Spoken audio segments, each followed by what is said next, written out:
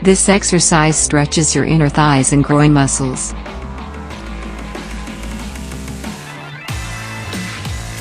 Stand with your feet wide apart and your hands on your hips.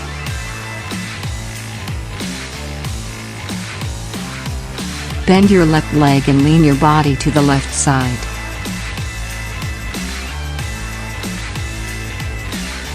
Keep the other leg straight.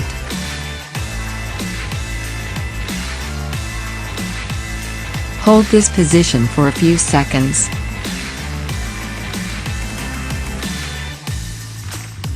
Return and repeat with the other side.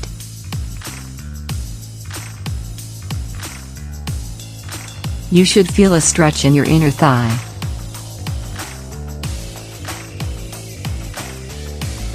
Breathe naturally.